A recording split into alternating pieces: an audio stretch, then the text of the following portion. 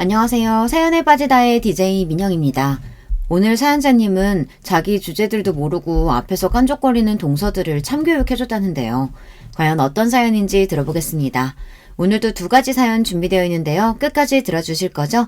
그럼 오늘의 사연도 바로 시작해볼게요.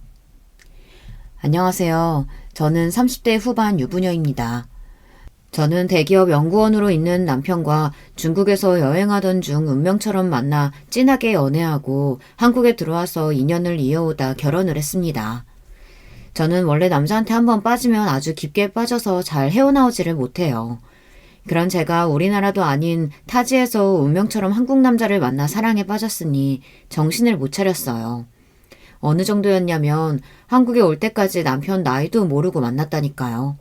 한국에 와서 몇 번 만나다 보니 남편이 저보다 2살이나 어리다는 걸 그제야 알게 됐습니다. 사실 제 주변 친구들은 다들 조건 맞춰서 좋은 집안에 시집 갔어요. 저도 30 초반까지 결혼 안 하고 미혼으로 있다 보니 주변에서 선자리도 많이 들어왔었습니다. 부모님도 마찬가지였고요. 누구는 검사다, 의사다, 매일같이 선보러 나가라고 하셨지만 저는 운명적인 사람을 기다리고 있었습니다. 그러던 참에 운명처럼 남편을 만난 거죠. 얼마나 좋았는지 남편을 만난 지 반년도 되지 않아 결혼 날짜를 잡았어요. 저희 부모님은 너무 성급하다 걱정이 많으셨지만 전 남편이라면 평생 행복하게 살 수 있을 거라는 확신이 들었습니다. 저와 남편은 더 시간을 끌 것도 없다며 바로 결혼부터 했습니다. 그런데 역시 어른들 말씀이 다 틀린 건 아니에요. 결혼은 남녀 둘이서만 하는 게 아니라고 사계절은 만나봐야 그 사람에 대해 아는 거라고 하셨는데 제가 아무래도 성급하기는 했나 봐요. 시댁은 저희 친정과 달라도 너무 달랐어요. 남편이 명문대를 나오고 대학원까지 가서 대기업에 취직했다는 거야 알고 있었지만 집안 전체가 엘리트 집안인 줄은 꿈에도 몰랐습니다. 시부모님께서도 명문대를 나오셔서 시아버지는 교수시고 시어머니는 작가셨어요. 더군다나 남편에게 남동생이 둘이 있는데 남편까지 해서 셋 다 서울대를 나왔다고 하더라고요. 이런 집안이 흔하지는 않잖아요. 어쩐지 결혼하기 전에 시댁에 인사 갔을 때도 분위기가 심상치 않았어요. 저녁을 먹는 내내 학교 다닐 때 사회 시간에 했을 법한 그런 진지한 주제들도 가족들끼리 심각하게 토론했습니다. 당시에는 시부모님께 예쁘게 보이고 싶은 마음에 잔뜩 긴장한 상태라 잘 몰랐었는데 시댁은 원래 가족들끼리 모이면 그런 분위기인 것 같더라고요. 저희 친정과는 전혀 분위기가 달랐죠. 저는 결혼하고 나서부터 시부모님과 시동생들과 친해지고 싶어서 나름 노력했습니다. 뉴스도 매일 챙겨보고 책도 많이 읽으려고 노력했어요. 남편은 그럴 필요 없다고 했지만 저는 그러고 싶었습니다. 사실 제가 지금에야 일도 잘하고 돈도 잘 벌지만 어릴 때부터 공부를 많이 안 해서 지식이 좀 짧아요. 그래서 그런지 똑똑한 사람들을 보면 너무 존경스럽고 멋지게 보입니다. 그래서 남편에게 반한 거기도 하고요. 저는 항상 시부모님과 시동생을 만나는 자리면 긴장을 좀 했어요. 혹시나 대화하다 제가 무식한 게 티가 나는 건 아닐까 걱정되기도 해서요. 한 번은 그런 적이 있었어요. 시동생들이랑 남편이 동문이다 보니 다 같이 아는 친구나 후배들이 많았어요. 그래서 모임도 많았는데 가끔 남편이 동생들과 모임을 갈 때면 저만 두고 가는 게 미안했는지 같이 가자고 한 적이 있었어요. 결혼하고 친구들이랑 인사도 못했으니까 같이 가자고요. 저는 남편 친구들과 가깝게 지내면 좋을 것 같아서 함께 가려고 했는데 시동생이 지나가는 말로 한 말이 괜히 마음에 걸려서 망설였습니다. 에이, 거기 가면 다들 공부만 하는 놈들이라 형수 하나도 재미없을 텐데 그런 데를 뭐하러 데려가. 맞아. 술도 안 먹고 내내 카페에서 서로 잘났다고 떠드는 걸 누가 듣고 싶어 하겠냐? 시동생들이야 당연히 제가 재미없어 할까봐 신경이 쓰여서 한 말이겠지만 저는 제가 혹시나 말귀를 못 알아들어서 무식한 게 티라도 날까봐 저러나 괜히 자격지심이 생기더라고요. 저는 괜히 위축돼서 간다 만다 말도 제대로 못하고 있었습니다. 친구 와이프가 왔는데 설마 그 자리에서도 재미없는 소리나 해댈까?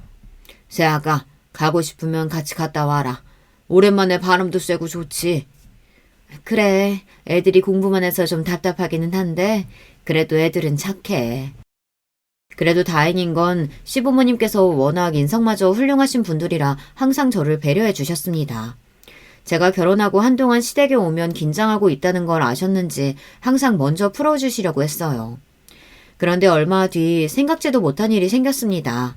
시동생이 1년 간격으로 차례로 결혼을 했는데 하필이면 모두 다 동문이랑 결혼했어요. 알고 보니 시동생들과 동서들은 다 학교에서 만난 CC더라고요. 이렇게 해서 저희 시댁에서는 공교롭게도 저만 빼고 다들 서울대를 나왔습니다. 아무래도 형제 셋에다가 동서들까지 모두 다 같이 한 학교를 나왔으니 집안 분위기는 좋았어요. 거기다가 동서들은 대학원을 졸업하고 같은 대학 연구소에서 근무까지 하고 있어서 매일 붙어 있었죠. 그러다 보니 식구들끼리 모이면 쉬지 않고 떠들썩하게 이야기를 했습니다. 아무래도 다 같이 같은 시기에 학교를 다녀서 그런지 공유할 이야기가 많아 보였죠. 저는 애써 그 사이에 끼어보려고도 했는데 쉽지 않았습니다. 저는 전혀 모르는 이야기일 때가 많으니 소외되는 건 어쩔 수 없었어요. 제가 낄 수 없다는 걸 알면서도 자꾸만 서운해져서 그런 마음을 숨기는 게 힘들었습니다. 괜히 쪼잔해 보일까봐 티내지 않으려고 쿨한 척하기도 했고요.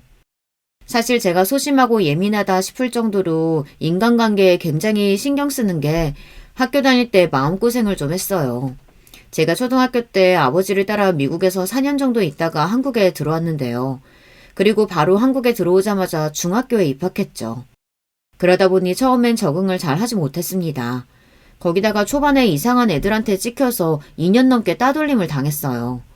저도 처음엔 친구들에게 먼저 다가가기도 하고 친해지려고 이런저런 노력을 좀 했는데 전혀 도움이 되질 않았습니다. 오히려 시간이 갈수록 괴롭힘은 심해져만 갔습니다. 제가 아직도 기억나는 사건이 있습니다. 그때가 제가 중학교 1학년 때였는데 매번 저에게 와서 돈을 빌려가는 애가 있었어요. 항상 이런저런 핑계를 대면서 돈을 빌려달라고 했습니다. 처음엔 저도 그냥 달라는 것도 아니고 빌려달라고 했으니 가벼운 마음으로 빌려줬어요. 그런데 그 애가 그 다음날도 그 다다음날도 돈을 갚을 생각을 안 하더라고요. 오히려 돈을 더 빌려달라고 했습니다. 나 오늘 준비물 안 가져와서 그러는데 1,000원만 더 빌려줘. 내가 지금까지 빌린 거 다 합쳐서 한 번에 줄게. 이런 식으로 돈을 빌려간 게 한 달이 넘었습니다. 이건 뭐 상납도 아니고 매일 당연하다는 듯 저에게 와서 몇천 원씩 가져가는데 소심한 저도 슬슬 화가 나더라고요. 그래서 그날은 저도 소심한 반항을 좀 해봤습니다. 너 그런 식으로 나한테 돈 가져간 게 벌써 한 달째야. 이제 나도 더는 돈 못 줘. 그러니까 지금까지 빌려간 거 다 내놔. 헐, 돈도 많은 년이 졸라 치사하네. 야, 됐어. 가난한 년이 입 닥치고 있어야지 뭐. 앞으로 너한테는 절대 돈 빌려달라고 안 할게. 실실 웃으면서 제 어깨를 툭 치고 가는데 어이가 없더라고요. 저는 화가 나서 다시 한번 그 애를 잡고 지금까지 빌린 건 언제 줄 거냐고 따졌습니다. 그러자 그 애가 저를 벽에 밀치며 욕을 퍼붓더군요. 그러면서 제 얼굴에 침까지 뱉었어요. 저는 그때의 모욕을 아직도 똑똑히 기억합니다. 심지어 그날 이후부터 그 애가 우르르 함께 다니는 애들을 데리고 나타나 제 물건을 무작정 뺏거나 욕을 하고 밀치고 지나갔어요. 그러다가 제가 계단에서 굴러서 다리에 깁스까지 한 적도 있습니다. 그 사건으로 결국은 선생님들까지 다 알게 되셔서 선생님께서 그 애와 저희 부모님에게 연락을 했어요. 그 일로 학교에 오신 그의 부모님과 저희 부모님은 교무실에서 싸움까지 하셨습니다. 뻔히 가해자는 그 애였는데 그의 부모님이 끝까지 인정하지 않았거든요. 거기다가 그의 아버지가 공직에서 꽤 영향력이 있는 분이라 학교에서 쉬쉬하고 넘어갔어요. 그리고 얼마 뒤 제가 전학을 가게 돼서 다시는 그 애를 만날 일이 없었지만 저는 성인이 된 지금까지도 그때 일을 생각하면 심장이 뛰어요. 애들 앞에서는 애써 당당한 척 하긴 했지만 사실 그 애와 같은 학교 다니는 2년 내내 애들이 다 무서웠거든요. 그 애가 있지도 않은 소문을 내고 퍼뜨리는 바람에 저는 그 학교 다니는 내내 친구가 없었어요. 가장 힘들었던 건 저만 지나가면 애들이 수군거렸다는 겁니다. 그때의 기억이 저에게는 큰 상처로 남아 아직도 그때 일을 생각하면 눈물이 나요. 그래서 그런지 그 이후로 학교 생활이든 사회생활이든 새로운 사람들을 만나면 유난히 긴장하고 잘 보이고 싶어 해요. 미움받는 게 세상에서 제일 싫습니다. 저도 이런 제가 싫고 답답할 때가 많지만 잘 고쳐지지 않아요. 그런 저에게 동서들은 더 어려운 존재였습니다. 사실 동서들과 가까워지고 싶어도 방법이 없었어요. 남편이 저보다 연하이다 보니 동서들은 저보다 한참 더 나이가 어려요. 동서들은 둘 다 20대 후반에다가 이제 사회에 나온 지 얼마 되지 않은 사회 초년생이었습니다.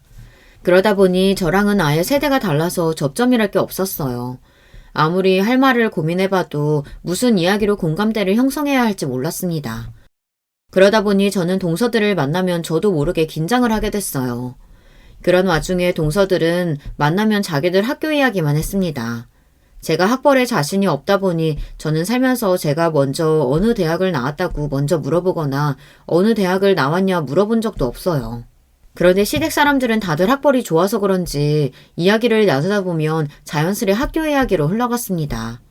그날도 그랬어요. 동서들이 웬일로 저에게 질문을 다 하더라고요. 형님이 꽃집 운영하신다는 이야기는 결혼 전에 들었는데 남편 말로는 경기도에서 큰 화원도 운영하신다면서요? 어쩜 그렇게 사업사안이 좋으세요? 혹시 경영학 전공하셨어요? 제가 꽃을 좋아해서 경기도에서 큰 화원을 운영 중이에요. 서울에서 꽃집도 하나 운영하고 있고요. 경영학은 무슨, 그냥 어릴 때부터 꽃을 좋아해서 시작한 거야. 아, 그랬구나. 그럼 전공이 뭐예요? 막내 동서가 꼬치꼬치 물어보길래 저는 할 수 없이 제가 나온 과를 이야기했습니다.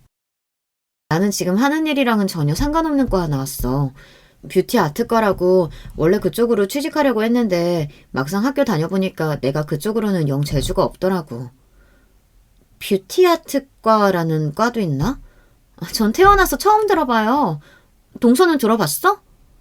동서들은 처음 들어보는 과라면서 어느 학교에 그런 과가 있냐고 물었습니다. 그랬더니 막내 동서가 핸드폰으로 검색까지 하더라고요. 저는 괜히 민망해서 경기도에 있는 전문대를 나왔다고 이야기했습니다. 그러자 동서들 얼굴이 아주 순식간에 변하더라고요. 태어나 그런 반응은 처음 느껴봤어요.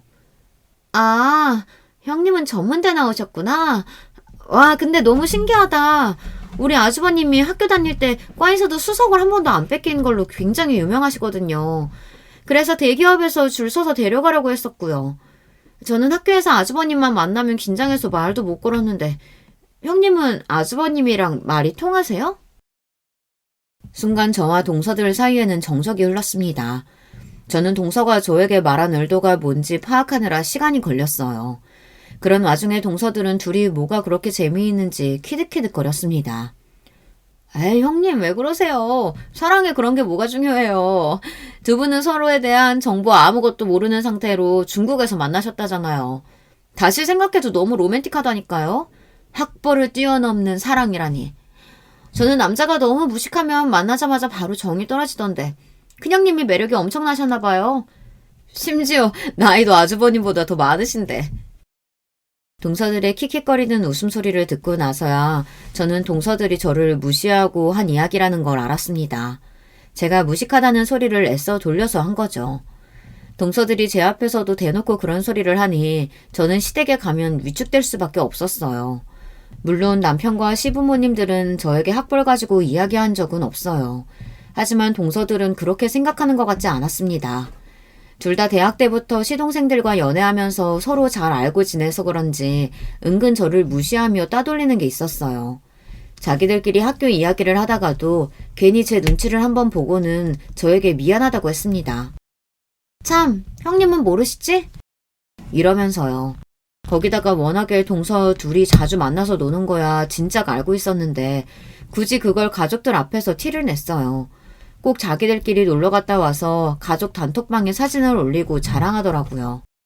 동서 둘이 대학 때부터 알고 지냈으니 친하다는 거야 알지만 집안에 며느리가 셋인데 둘이서만 꼭 그래야 하나 싶더라고요.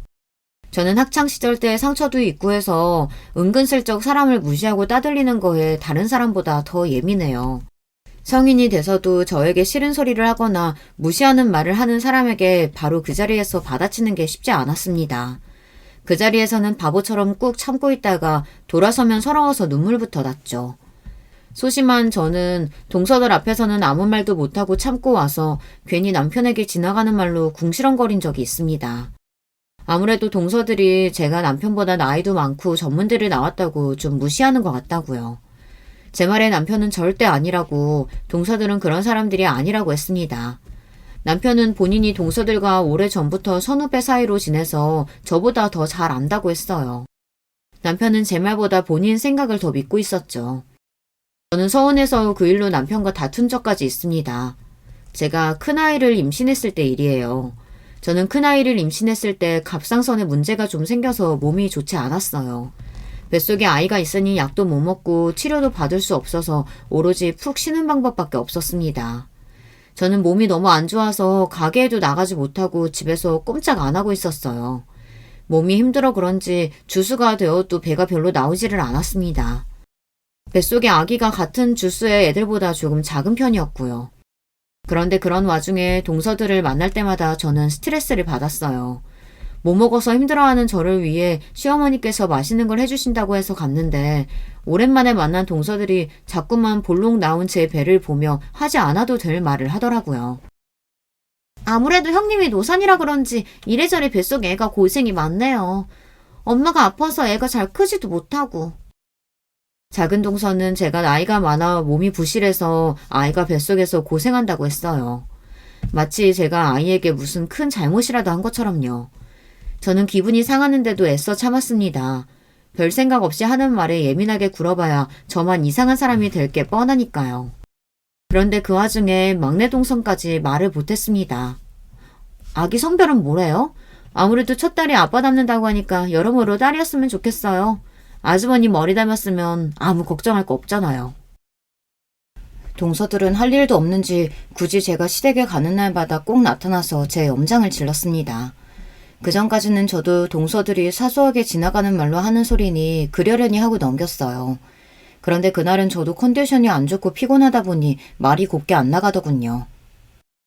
이래서 사회생활 경험 없고 공부만 한 사람들은 좀 눈치 없고 답답하다고 하는 건가? 동서들, 회사에서 동료들이 좀 눈치 없고 답답하다는 소리 안 해? 어떻게 사람 면전에 두고 그렇게 기분 나쁜 소리를 표정 하나 안 바꾸고 해? 제가 동서들에게 할 수 있는 공격은 고작 사회생활에 대한 거밖에 없었어요. 동서들은 대학원 공부까지 하고 교수 준비를 하다 실패해서 다들 직장 생활을 한 지 얼마 안 됐거든요. 저는 동서들이 들어온 지 1년이 지나고 나서야 처음으로 동서들에게 기분 나쁜 티를 냈습니다. 저로서는 큰일이었어요. 다른 사람 같으면 진작 동서들에게 한 소리 하고도 남았겠지만 저는 워낙 성격이 소심해서 많이 참고 참은 거였어요. 그런데 그때 퇴근한 남편이 들어오면서 제가 한 소리를 듣고 오해해서 저에게 버럭 소리를 지르더군요. 여보, 재수씨들한테 왜 그래? 안 그래도 학교에서 공부만 하고 연구만 하느라 힘들어하는데 손윗 사람으로서 보듬어줄 생각은 안 하고 꼭 그런 소리를 해야겠어? 남편은 전후 사정도 모르면서 무작정 저에게 잘못했다고 했습니다. 동서들이 공부만 하느라 세상 물정을 모르는 건 맞지만 나이가 어려서 실수할 수도 있는 건데 제가 일방적으로 너무 다그쳤다고요. 당신은 무슨 상황인지도 모르면서 어떻게 동서들 앞에서 나를 그렇게 무시할 수가 있어? 당신 도대체 누구 편이야? 그날 집에 오면서 저는 서러워서 남편에게 화를 쏟아냈습니다. 지금까지 동서들에게 당해온 게 너무 서러워서요. 당신 유치하게 왜 이러는 거야? 유치하게 편은 무슨 편? 그래, 나는 못 배우고 무식해서 유치하다. 왜? 지금 생각하면 제가 정말 유치하긴 했어요. 동서들과 셋이 있으면 자꾸만 저도 모르게 소외되고 마음에 상처를 입게 되니 남편이라도 제 말을 들어주고 제 편이 되어주길 바랬습니다. 그런데 믿었던 남편마저 동서들 편을 드니 도저히 이성적으로 생각할 수가 없더라고요. 그로부터 얼마 뒤 저는 첫 아이를 낳고 연년생으로 둘째까지 낳느라 정신이 없었어요. 애들이 생긴 건 너무 축복이고 행복했지만 일까지 하면서 어린애 둘을 키운다는 게 마음먹은 것처럼 쉽지만은 않았습니다. 그래도 너무 다행인 게 남편 회사가 육아휴직이 돼서 1년 휴직을 받았어요. 거기다가 시어머니까지 함께 육아를 도와주셔서 아이들이 어린이집에 들어갈 때까지는 여유가 좀 생겼습니다. 그런데 아직 아이가 없는 동서들은 우리 집 상황도 잘 모르면서 만나기만 하면 굳이 또 안 해도 될 말들을 제 앞에서 해댔어요. 그날도 제가 쉬는 날이라 오랜만에 남편에게 휴가를 주고 혼자 애 둘을 집에서 보고 있었어요. 그런데 동서들이 퇴근하는 길에 굳이 애들을 보러 오겠다고 집에 왔더군요. 사실 저도 동서들이랑 잘 지내고 싶어서 처음엔 몇 번 집에 초대한 적이 있기는 해요. 그런데 동서들과 만나면 만날수록 영영 우리는 가까워질 수 없겠구나라는 생각이 들고는 했어요. 왜냐고요? 이런 이야기 제 입으로 하기는 참 민망하지만 동서들은 서울대까지 들어갈 정도로 머리가 좋은 사람들이 이상하게 생각이 좀 짧아요. 부모님께 가정교육을 받기는 했나 싶을 정도로 개념이 없을 때가 있습니다. 동서들이 둘 다 참 똑같은 게 남의 집에 오면서 귤 하나를 사서 온 적이 없어요. 우리 집 집들이 하던 날도 둘 다 똑같이 빈손으로 왔어요. 물론 나이가 어리니 그럴 수도 있습니다. 그런데 문제는 남의 집에 와서 좀처럼 가만히 있지를 않는다는 겁니다. 옷방이니 주방이니 마음대로 드나들면서 조금만 마음에 드는 게 있으면 가져가도 되냐고 했어요. 심지어 한 번은 제가 산지 일주일밖에 안 된 치마를 멋대로 입어보더니 자기한테 더 잘 어울리는 것 같다며 가져가면 안 되냐고 하더군요.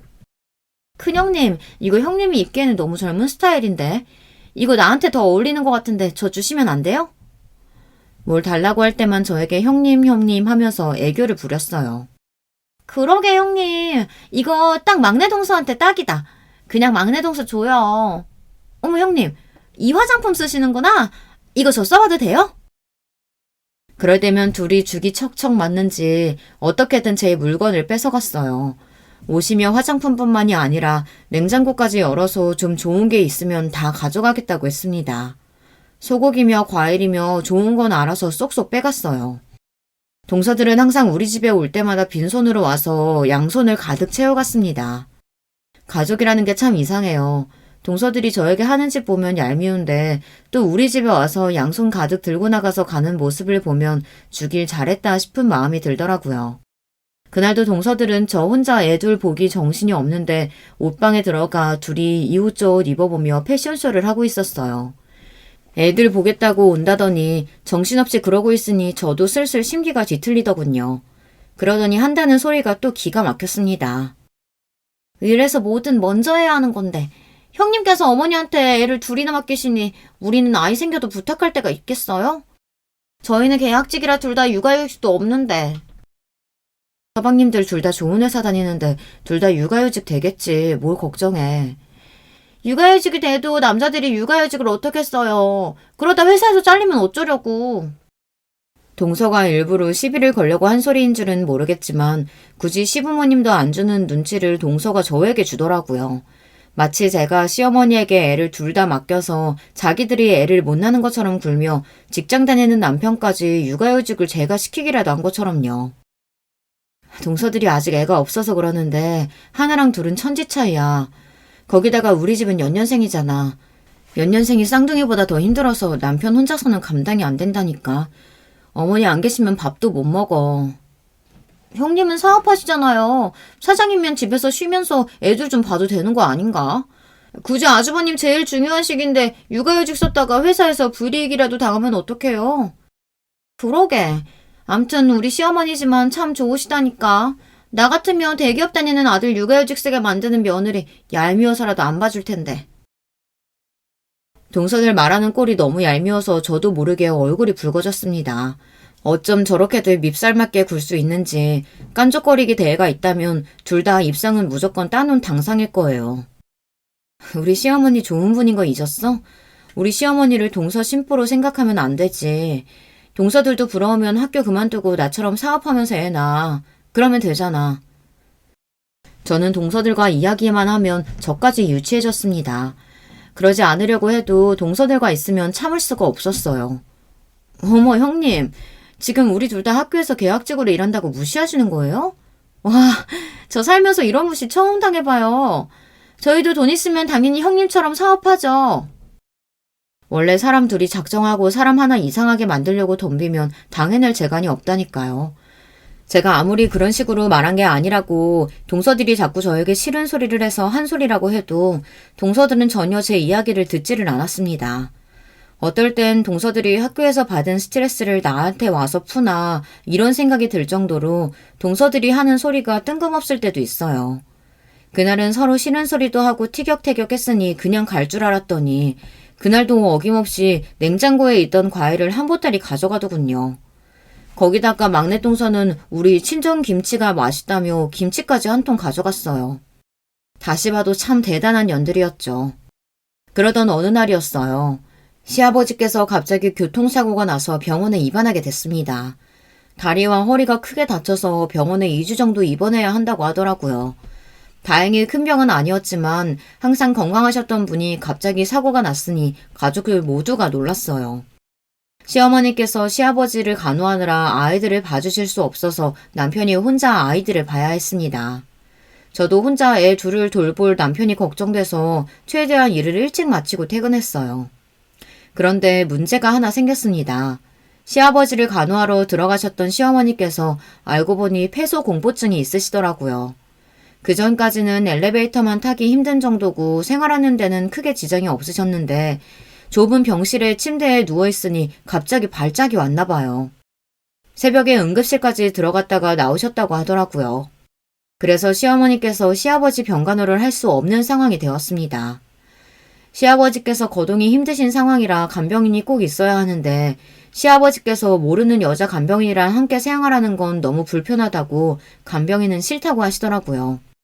그래서 남자 간병인을 알아봤는데 대기가 있어서 지금 당장은 안 된다고 했습니다.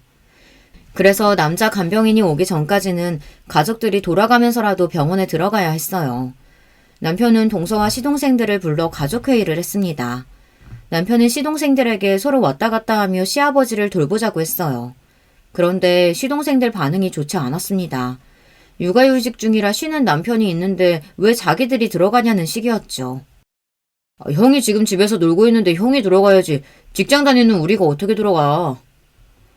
당연히 내가 너희들보단 병원에 많이 들어가지. 근데 우리도 애가 둘이나 있잖아. 너희 형수도 일 생기면 가게 나가봐야 해서 내가 병원에 매일 있을 수는 없어. 그러니까 너희가 하루 이틀이라도 연차 좀 내. 난자 간병인 구할 때까지 고작 일주일인데 그거 자식 셋이 좀 나눠서 하자는데도 시동생들은 회사 핑계를 댔습니다.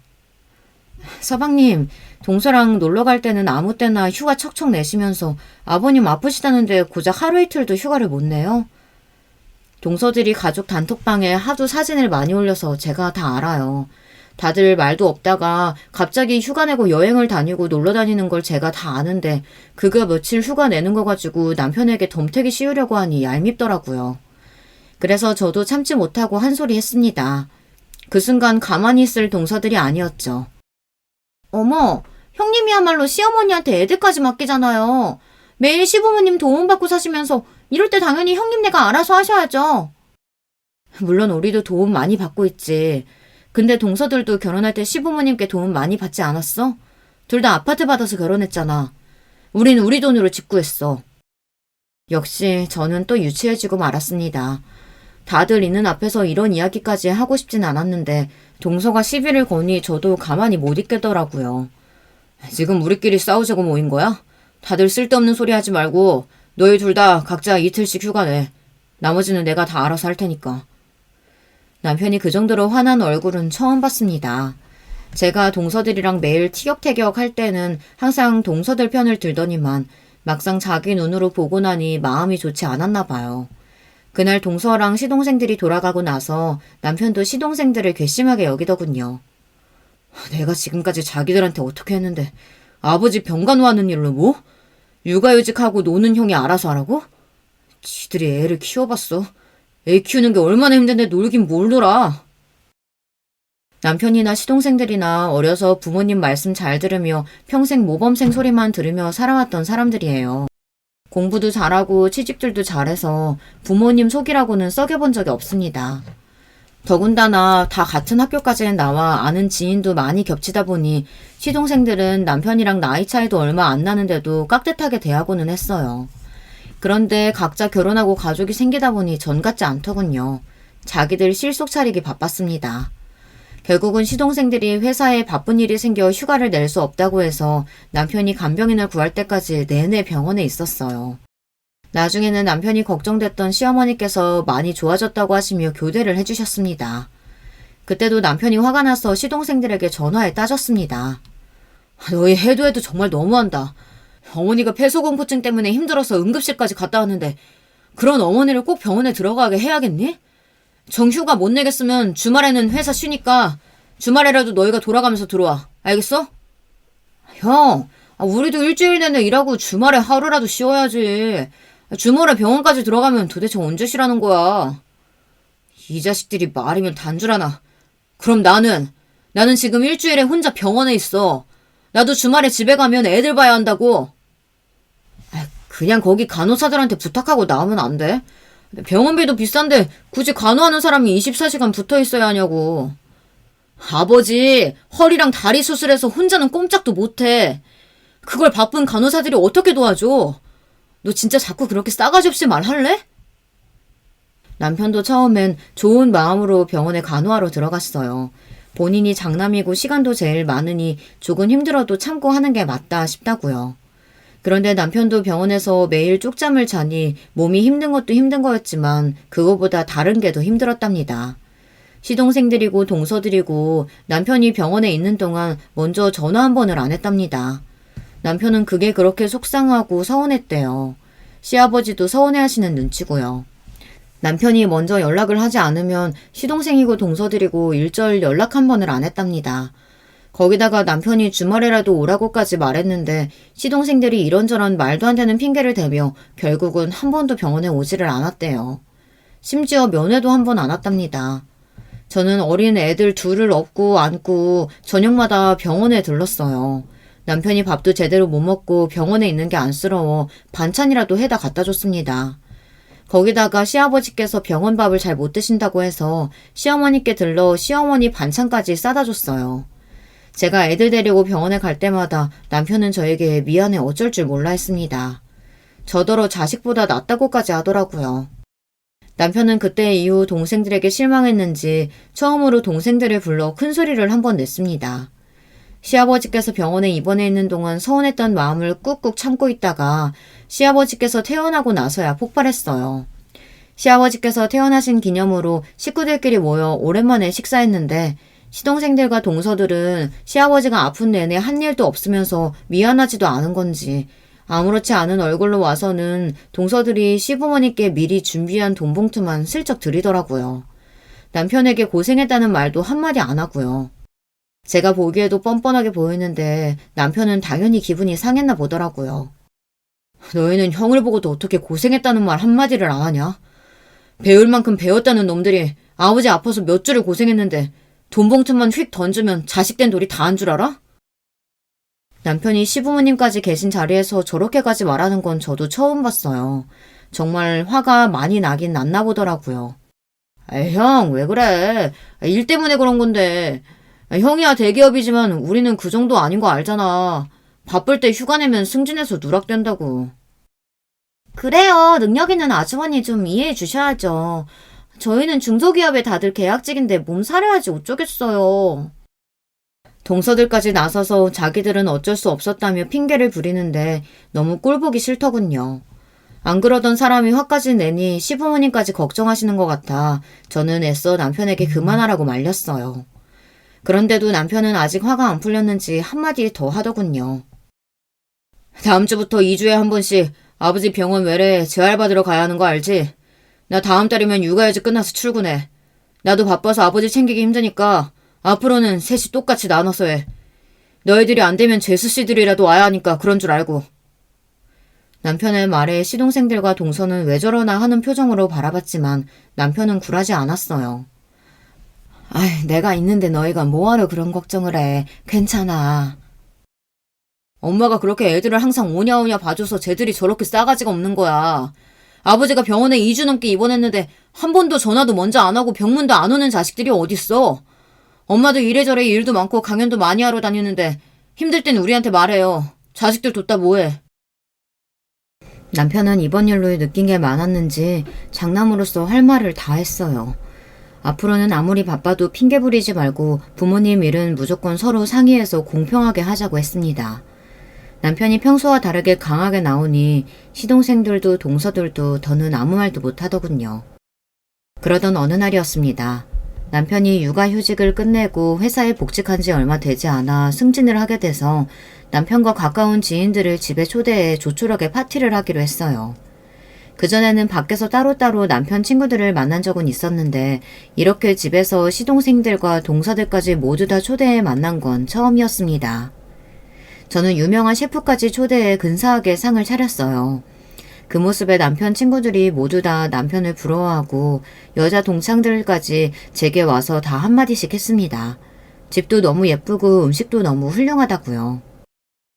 와, 역시 사업하는 아내는 다르네요. 요리도 너무 고급스럽고 인테리어까지 너무 멋져요. 송철민, 너 장가 진짜 잘 갔다. 내가 장가 하나는 진짜 잘 갔지. 너무 팔불출 같아서 말 안 하려고 했는데 사실 나 승진해도 우리 와이프보다 잘 못 벌어. 대박! 재수씨 완전 능력자. 진짜 멋지네요. 우리야 공부만 할 줄 알았지 돈 버는 능력 있는 놈은 우리 중에 하나도 없는데. 정말 존경스러워요. 맞아요, 형수님. 제가 옆에서 봐도 정말 대단하고 존경스럽다니까요. 애들 잘 키우지, 사업까지 잘하지. 진짜 슈퍼맨이 따로 없어요. 남편과 시동생들은 제가 고생 좀 했다고 저를 띄워주느라 여념이 없었어요.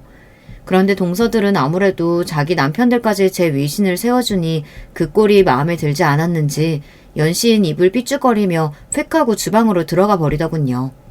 저는 제가 특별한 것도 없는데 저에게 샘을 부리는 동서들이 괜히 고소했습니다. 그런데 잠시 뒤 생각지도 못한 일이 벌어졌어요. 거실에서 음식이 더 필요해서 주방으로 들어가려는데 동서들이 아직 주방에 있는 것 같더라고요. 주방 안에서는 동서들과 남편 여사친들이 이야기를 나누고 있었어요. 그런데 그 순간 제가 안 들었으면 좋았을 대화를 우연히 듣고 말았습니다. 너희가 너희 형님 이름도 없는 지잡대 나와서 무식하다고 하도 욕을 해서 어디 좀 부족한 사람인 줄 알았다. 근데 보니까 완전히 멀쩡하던데? 심지어 능력도 있다. 야, 저 요리사 부르기 진짜 어렵다는데 집까지 부른 걸 보면 완전 능력자잖아. 그리고 사업이 잘 되기는 하나 봐. 대기업 다니는 남편보다 돈도 잘 벌고. 능력자는 무슨. 저런 거야 돈만 좀 쓰면 다 할 수 있는 일이죠 뭐. 평소에도 수준 차이 너무 나서 저나 동서나 무식해서 상정도 하기 싫다니까요. 맞아요. 거기다가 그깟 경기도에 화원이 뭐가 돈이 된다고. 대기업 다니는 아주버님보다 돈을 더 벌겠어요. 다 아주버님이 무식한 아내에 괜히 기 살려주려고 하는 소리지. 그럼요. 여기 있는 사람 다 서울대 나오고 자기만 전문대 나왔는데 돈이라도 좀 있다고 으스대야 그나마 비슷해 보이잖아요. 동서들은 둘이 아주 쿵짝이 잘 맞았습니다. 제가 듣고 있는지도 모르고 둘이 신나서 제 험담을 하고 있더라고요. 동서들이 그러는 게 한두 번도 아니니 저도 웬만하면 넘어가려고 했습니다. 제가 손윗사람으로서 참아야 한다고 생각하기도 했고요. 그런데 그날은 저도 기분이 너무 상하더군요.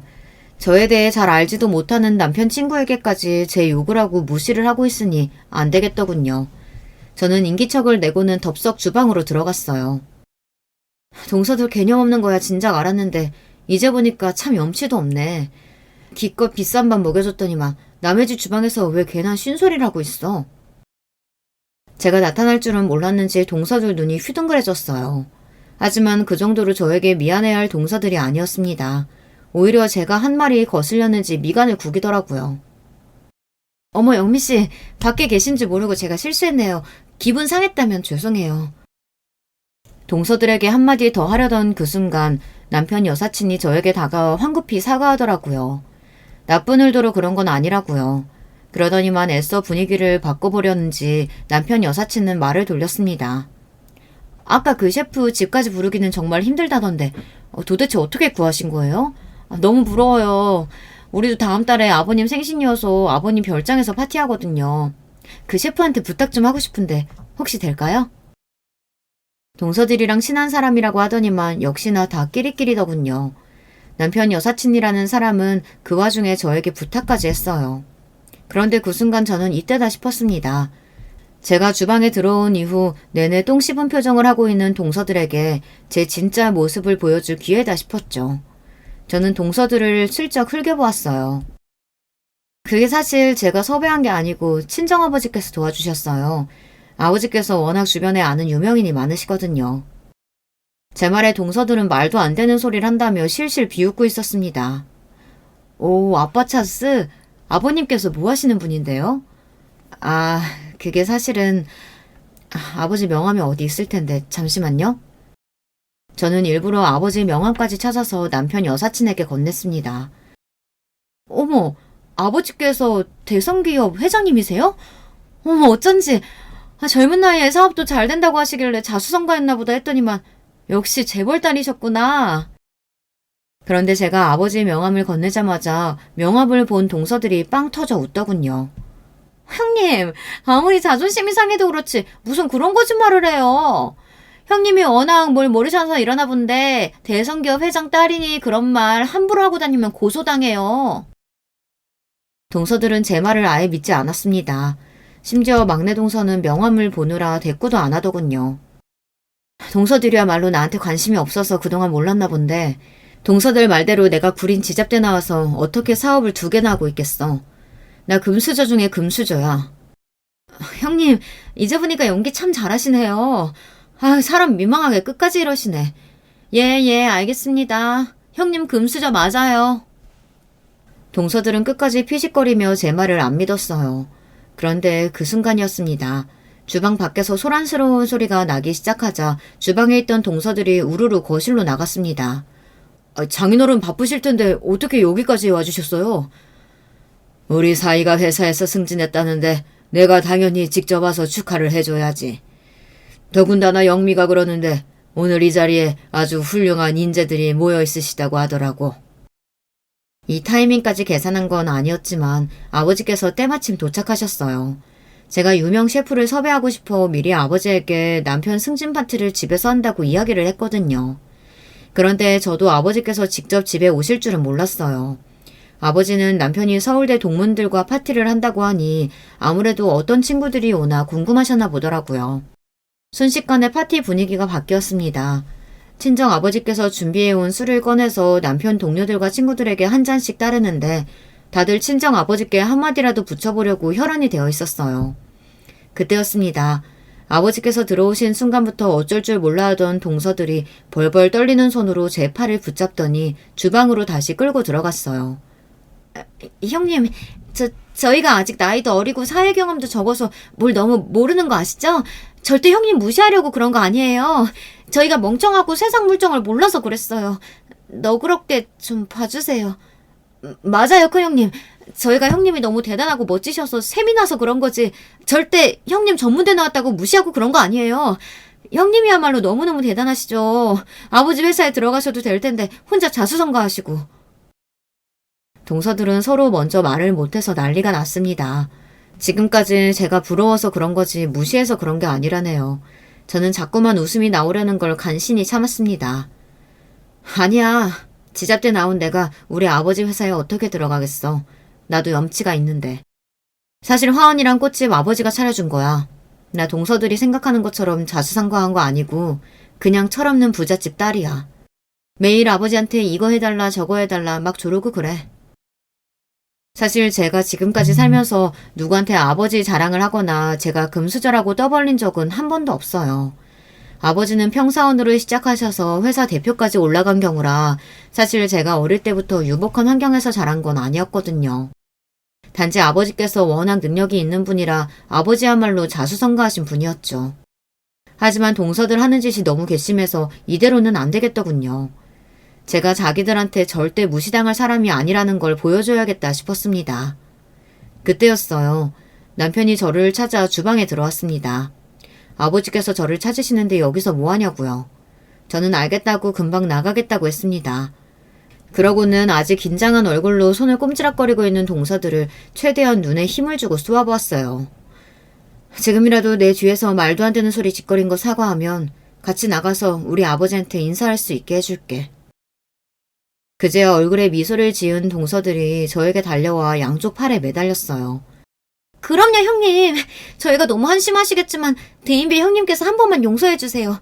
저희가 앞으로 충성을 다해서 모시겠습니다. 동서는 격려하는 손짓까지 하면서 애교를 피웠어요. 저도 마찬가지예요, 형님. 앞으로 형님에게 무슨 일이 생기든 저만 불러주세요.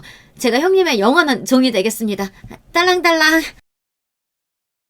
그제야 동서들이 제 나이로 좀 보이더라고요. 권력에 약한 모습이 굉장히 한심해 보이긴 했지만 나름 봐줄만 했어요. 제가 그 자리에서 바로 친정아버지를 동서들에게 소개했는데 아버지께서 동서들과 대화를 하시면서 동서들이 대학원 시절에 냈던 논문에 관심을 보이셨어요. 현재 동서들이 연구원에서 하는 연구에도 관심을 보이고요. 더군다나 친정아버지께서 안 그래도 대학 쪽에 연구비 지원 사업을 해볼까 생각 중이었는데 나중에 따로 연락하자고까지 하셨죠. 그날 이후 동서들은 180도 달라졌습니다. 정말 말 그대로 저에게 충성을 다했어요. 혹시나 제가 중간에서 일이 틀어지게 하기라도 할까봐 만날 때마다 연구비 이야기를 꺼내더라고요. 저는 좀 치사하긴 하지만 당분간 그 연구비를 볼모로 동서들을 좀 부려먹을 생각이에요. 지금까지 동서들이 저에게 한 짓을 생각하면 6개월 정도는 괴롭혀야 속이 좀 풀린 것 같습니다. 저는 지금까지 누군가가 저를 미워하고 싫어하면 그것도 이유가 있을 거라고 생각하고 좀 억울해도 어떻게든 극복해보려고 노력을 하며 살았어요. 최대한 문제를 만들고 싶지 않기도 했고요. 그리고 그런 사람들과 똑같은 사람이 되고 싶지 않아 참고 넘어간 적도 많습니다. 그런데 이번 일을 겪고 나서 하나 깨달은 게 있어요. 이에는 이, 눈에는 눈, 절대 그게 틀린 말이 아니라는 걸요. 상대방이 치졸하고 구질스럽게 나오면 바보처럼 참고만 있을 게 아니라 나도 똑같이 해줘야 내 속도 풀린다는 걸 확실히 깨달았습니다. 여러분도 말도 안 되는 이유로 자신을 무시하고 비웃는 사람들이 있다면 절대 당하고만 있지 마시고 똑같이 갚아주세요. 그러면 수명이 한 5년은 늘어날 거랍니다. 지금까지 저의 이야기 들어주셔서 감사합니다. 여러분에게는 저처럼 속상하고 억울한 일이 절대 생기지 않으시길 바랄게요. 여러분, 두 번째 사연 시작하기 전에 좋아요, 구독 꼭 눌러주실 거죠? 그럼 두 번째 사연 바로 시작합니다. 안녕하세요. 저는 서울 사는 40대 후반 여자입니다. 일하다 머리가 아프면 종종 유튜브로 사연을 듣는데요. 얼마 전에 저한테도 제보하고 싶은 사건이 일어났습니다. 사실 제 인생에서 가장 머리가 아픈 일이었고 또 그 결과까지 오는 과정이 참 험난했어요. 그런데 막상 해결되고 나니까 참 후련합니다. 제 친구들이나 지인들 그리고 가족들에게 말했을 때도 다 너무 잘했다고 하더라고요. 어찌 보면 지긋지긋했고 어떻게 보면 추억이자 악연이었는데 지금은 마음이 아주 편합니다. 그럼 바로 제 얘기를 시작할게요.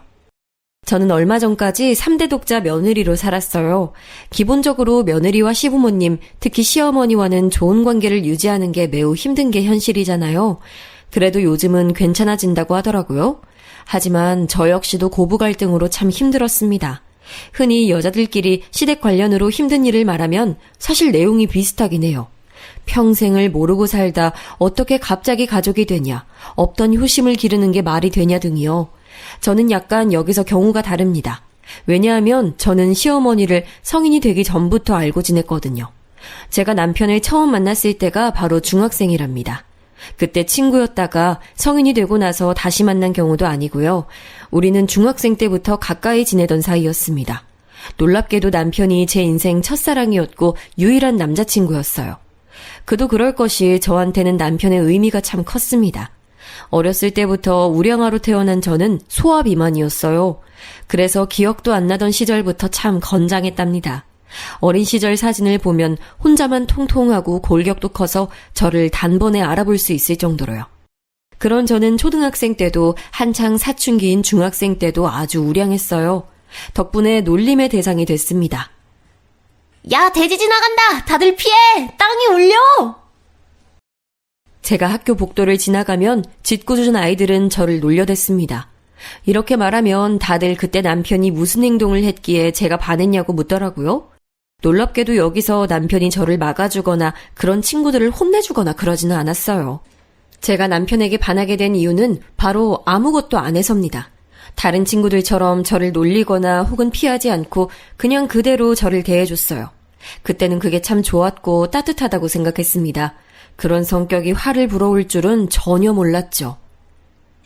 지영아, 너 숙제 다 했어? 난 아직 못했는데. 응? 내가 보여줄게. 걱정하지 마. 아무렇지 않게 제 이름을 다정하게 불러주는 모습에 저는 남편에게 최선을 다했습니다. 통통하고 친구가 없던 저는 공부에 매진해서 우수한 성적을 기록했거든요. 그래서 상대적으로 성적이 낮은 남편을 참 많이 도와줬어요. 숙제도 다 보여주고 모르는 게 있으면 다 알려줬습니다. 심지어 우리 집에 남편을 데리고 오기도 하고 제가 반대로 남편의 집에 가기도 했죠. 그래서 시어머니와 제 만남은 바로 15살 때랍니다. 참 오랜 인연이면 인연이네요. 안녕하세요. 저 준영이 친구 지영이에요. 어머, 안녕? 지영이는 근데 살을 좀 빼야겠다. 우리 아들보다 통통하네. 시어머니의 첫인상은 그리 좋지 않았습니다. 안 그래도 사춘기고 예민한데 통통한 저에게 대놓고 통통하다며 살을 빼라고 하셨거든요. 우리 집은 준영이가 집에 오면 간식을 주고 잘해주려고 애썼는데 말입니다. 그래도 저는 준영이가 좋으니까 아랑곳하지 않았어요. 그리고 그렇게 우리는 성인이 됐습니다. 저는 살 때문에, 준영이는 소심한 성격 때문에 친구가 서로밖에 없었어요. 제가 고등학교 내내 옆에서 공부를 억지로 시킨 덕분에 준영이는 서울에 있는 대학교에 진학할 수 있었습니다. 물론 저는 원래 공부를 잘했기 때문에 준영이보다 훨씬 좋은 학교에 가게 됐죠. 저는 대학에 합격하고 입학 전에 극단적으로 다이어트를 했습니다. 그동안 수백 번의 시도를 해도 쉽지 않았던 다이어트였어요. 그래도 그때는 성인이 되는 거고 또 저도 살 때문에 너무 많은 스트레스를 받으니 마음을 굳게 먹었습니다. 이때도 준영이는 제게 참 많은 도움을 줬어요. 본인은 원래 마른 체형인데 제가 운동한다고 하니까 같이 공원을 걸어줬습니다. 동네 뒷산에도 같이 가고 옆에서 묵묵하게 있어줬어요. 그래서 저는 이때 만약 제가 결혼한다면 예화하고 싶다는 생각이 들었어요. 그렇게 다이어트를 하고 어느 정도 정상인의 궤도에 오른 저는 그대로 서울로 올라갔어요. 그리고 대학에서 법학을 전공했습니다. 공부도 열심히 했고 친구도 많이 사귀었어요. 제가 꿈꾸던 대학 생활을 하며 아주 행복한 나날을 보냈습니다. 그러면서 준영이와 연락도 끊지 않았어요. 저는 몇 번의 연애를 하기도 했는데 준영이는 연애도 하지 않았습니다. 준영이가 군대에 갔을 때 저는 남자친구가 있어도 도시락을 싸서 준영이 면회에 가기도 했죠. 그냥 저한텐 준영이는 너무 소중한 존재였어요. 유일하게 제 옆을 지켜준 사람이었으니까요. 그리고 대학생 때 사실 제게 청천벽력 같은 아주 힘든 일이 있었는데요. 여동생이 사고로 갑자기 하늘나라에 갔습니다. 그때 많이 감정적으로 힘들었어요. 그런데 그때 가장 저에게 힘이 됐던 것은 남자친구보다 준영이었습니다. 워낙 어릴 때부터 알던 사이라 많이 의지할 수 있었어요. 우리 집에 와서 여동생과 같이 놀기도 했으니까요. 그때가 제가 대학 졸업반이었을 때인데 제 감정에 대해 깨닫게 됐습니다. 우리 사귀자. 내가 잘해줄게. 익숙해서 몰랐는데 난 네가 좋아. 나랑 만나. 알겠어. 준영이는 제가 많은 고민 끝에 고백했을 때도 그냥 알겠다고 대답하며 고개를 끄덕인 게 다였어요. 원래 저런 성격인 걸 아니까 별로 상처받거나 그러진 않았습니다. 그리고 아주 무난한 연애를 했어요. 제가 법학과를 졸업하고 사법고시를 준비할 때도 준영이는 묵묵히 제 옆에 있었습니다. 다정하거나 세심하진 않아도 적어도 다른 여자에게 눈을 돌리진 않았어요. 남들처럼 잘해주거나 그러진 않았어도 저를 속상하게 하거나 감정의 동요를 일으키진 않았습니다. 그래서 고시 생활 내내 오히려 안정적으로 연애할 수 있었죠. 몇 번의 낙방 끝에 저는 마침내 사법고시에 합격하게 됐습니다. 그리고 변호사라는 직업을 가지게 됐어요. 그 합격을 받자마자 저는 바로 준영이에게 프로포즈를 했습니다. 결혼하자. 너도 나랑 결혼하고 싶지? 변호사 아내라니 대단하지 않아? 나도 좋아. 결혼하자. 그래도 사귀자고 말할 때보단 발전된 모습이었습니다. 저는 그런 모습조차 그때는 얼마나 기뻤는지 몰라요. 결혼 과정은 사실 그렇게 막 쉽진 않았습니다. 친정에서는 준영이를 반대했어요. 준영이가 심성 좋고 사람 착하다는 것은 부모님도 당연히 동의하셨습니다. 하지만 결혼 상대로는 마땅치 않아 하셨어요. 왜냐하면 준영이는 능력이 없었습니다. 대학을 서울권으로 가기는 했는데 공부를 그리 좋아하지 않아 학점이 낮았어요.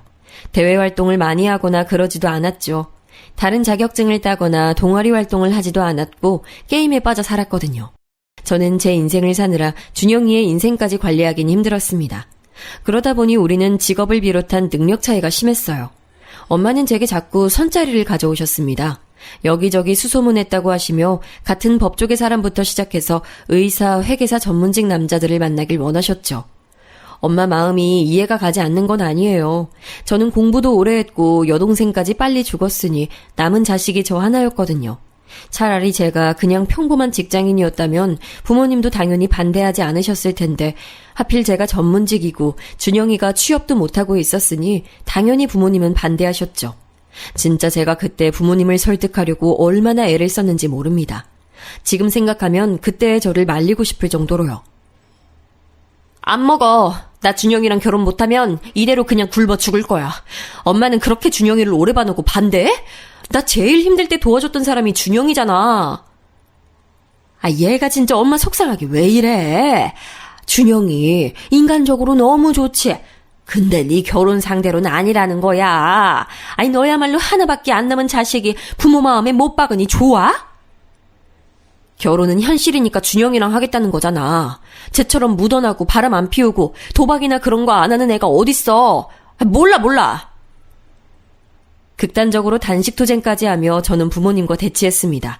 덕분에 그렇게 열심히 노력해도 다시 원래대로 돌아오던 몸무게가 심하게 빠지기도 했어요. 성인이 되고 대학에 가기 전에 뺐을 때보다 더 빠졌습니다. 고시 준비하며 한동안 다시 중학생 몸무게로 돌아갔었는데 제 인생 최저 몸무게를 찍게 됐어요. 자식 이기는 부모 없다는 말 아시죠? 결국 부모님은 두 손 두 발 다 들게 되셨습니다. 준영이를 환영하며 반기진 않으셔도 반대는 하지 않으셨어요. 그리고 제가 그렇게 단식투쟁을 하는 걸 보고 남자친구는 급하게 회사에 취업하게 됐습니다. 그냥 서류만 넣으면 다 통과시켜주는 그런 아주 작은 소기업에 사무직으로 들어갔어요. 어쨌든 직업이 그래도 생겼으니 부모님도 포기하신 거죠. 그런데 사실 부모님이 준영이를 반대하는 이유가 더 있었습니다. 바로 준영이는 홀 시어머니였어요. 아버지가 고등학생 때 돌아가셨거든요. 그래서 집안 형편도 그리 좋지 않았습니다. 자식이라곤 준영이 한 명밖에 없으니 시어머니는 아들에 대한 집착이 매우 심하셨죠. 의지할 대상이 아들밖에 없으니까요. 데이트할 때도 시어머니는 시도 때도 없이 전화하셨습니다. 그래서 그걸 아는 엄마가 극구 반대를 하셨던 거였어요. 그래도 저는 제가 이겨낼 수 있다고 생각했습니다. 우리가 고향을 떠나 서울로 왔으니 몸이 떨어져 있어서 괜찮다고 생각했죠. 그렇게 저는 시댁으로 인사를 갔는데 이때부터 시어머니는 심상치 않았습니다. 지영이가 중학생 때 진짜 통통했잖아. 그때부터 우리 아들 좋다고 따라다녔고. 우리 준영이가 좀 잘나긴 했어, 그치? 단식이라는 말인데 그래도 제가 싫어하는 통통한 모습을 적나라하게 언급하는 시어머니가 반갑진 않았어요. 심지어 우리 집이 준영이가 온다고 준비한 상과 너무 다른 식탁의 모습에 당황했습니다. 우리 엄마는 사윗감이 마음에 들지 않아도 손님이라 생각하셨거든요. 그래서 상다리가 부러지도록 많은 음식을 준비하셨는데 시어머니는 전혀 아니었습니다. 제가 온다고 따로 더 무언가를 준비하진 않으셨어요. 딱 봐도 그냥 집에 있는 반찬을 꺼내 놓으셨더라고요. 물론 어린 시절부터 알던 사이라 100년 손님 대접을 기대하진 않았습니다. 그래도 기분이 상하긴 했어요. 그런데 거기서 제가 준영이를 좋아해서 따라다녔다는 말을 자꾸 꺼내니까 민망했습니다. 기억도 잘 나지 않는 10년 전 중학생 때 얘기부터 군대에 갔을 때 제가 도시락을 준비한 얘기까지 다 꺼내시더라고요. 민망한 마음에 밥알만 새고 있었습니다.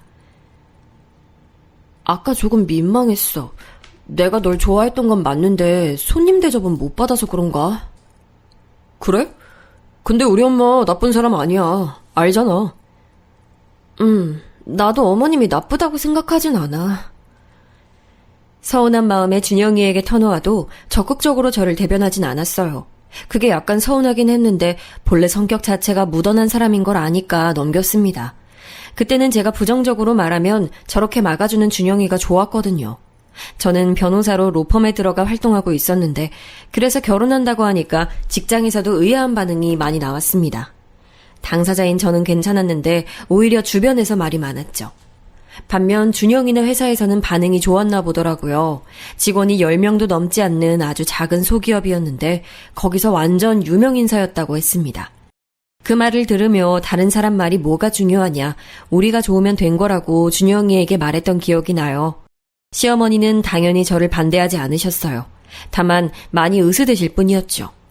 변호사 며느리가 자기 아들 따라다니다 결국 결혼한다고 동네에 얼마나 많이 말하고 다니셨는지 엄마가 제게 하소연하시기도 하셨습니다. 아니 뭐 당연히 내 딸이 자기 아들이랑 결혼한다는데 좋겠지. 아이 그걸 미용실이며 식당이며 다 말하고 다니니까 내가 참 민망해서 아유 변호사 며느리 들어온다고 자랑을 어찌나 했는지 몰라. 아유 나도 너 그렇게 자랑 안 해. 엄마가 참아. 기분 좋아서 그런가 봐. 그래도 머리 싸매고 드러눕지 않은 게 어디야. 얘는 널 반대하면 누구 손해인데. 아이 지금이라도 늦지 않았어. 아니야 엄마. 난 그래도 준영이야. 남편감으론 진짜 괜찮아. 엄마는 식장 들어갈 때까지 모른다고 저를 설득하셨어요. 그때마다 저도 모르게 준영이와 시어머니를 대변했습니다. 일단 제 선택이 틀리지 않았다고 생각하고 싶었죠. 그래서 저는 친정의 반대에도 기어코 준영이와 결혼하게 됐습니다. 남편과의 결혼 생활은 적당히 행복했습니다. 결혼은 현실이니까 모든 것이 행복하진 않았어도 그래도 무난했다고는 말하고 싶어요. 다만 걸리는 게 있다면 시어머니였습니다. 시어머니는 하나밖에 없는 아들이 결혼해서 그런지 상당히 외로워하셨어요. 성인이 되고 남편은 서울로 와서 살았기 때문에 떨어져 산 기억이 있는데도요. 사실 시어머니의 아들에 대한 집착은 결혼 전 신혼여행부터 시작됐습니다. 남편과 신혼여행은 유럽으로 계획했어요. 제가 오래전부터 유럽은 꼭 신혼여행으로 가고 싶었거든요. 남편이야 평소에 제 의견에 부정적인 반응을 보이는 사람은 아니라 군말 없이 따라왔습니다.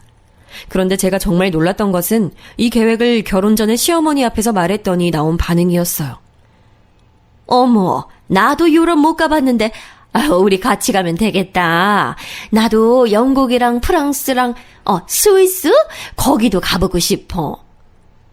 어머니, 저희가 둘이 다녀와서 어머니 꼭 모시고 효도 관광 가볼게요. 한 명 추가하는 건 어렵지 않지 않아? 난 살면서 또 언제 가볼지 모르잖니.